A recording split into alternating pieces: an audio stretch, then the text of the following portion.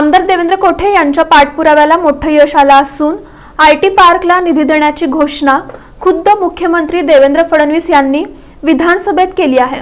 मध्यरात्री सभागृहात उपस्थित राहून आमदार देवेंद्र कोठे यांनी सोलापूरचे विविध प्रलंबित प्रश्न विधानसभेत मांडले। या मागण्यांचा मुख्यमंत्री देवेंद्र फडणवीस यांनी आपल्या भाषणात सविस्तर उल्लेख करत सोलापूरसाठी आयटी पार्क, नाईट लँडिंग, अभियांत्रिकी महाविद्यालय, उड्डाणपुलासाठी भरीव निधीची घोषणा विधानसभेत केली।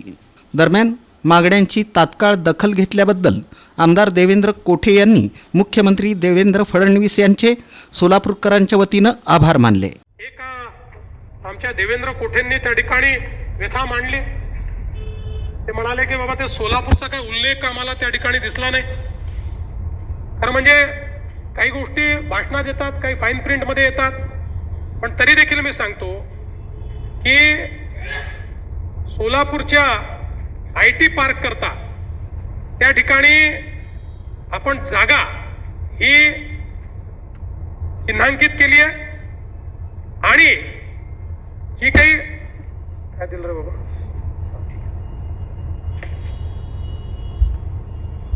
आणि या आयटी पार्क करता आपण काय केलं तुम्हाला ते याकरता लक्षात आलं नाही की आपण विभागाला एकत्रित अर्थसंकल्पामध्ये तरतूद दिलेली आहे। त्यामुळे मी आजच तुम्हाला अनाउन्स करतो की जी अर्थसंकल्पित तरतूद या सोलापूरच्या आयटी पार्क करता लागेल ती याच वर्षी उपलब्ध करून देण्यात येईल। यासोबत सोलापूरच्या विमानतळाच्या नाईट लँडिंगच्या संदर्भात केंद्र सरकार सोबत आमची बोलणी अंतिम टप्प्यामध्ये आहे। राज्य सरकारने या सगळ्या विमानतळांवर या व्यवस्था करण्याकरता आपण 500 कोटी रुपये ठेवलेले आहेत।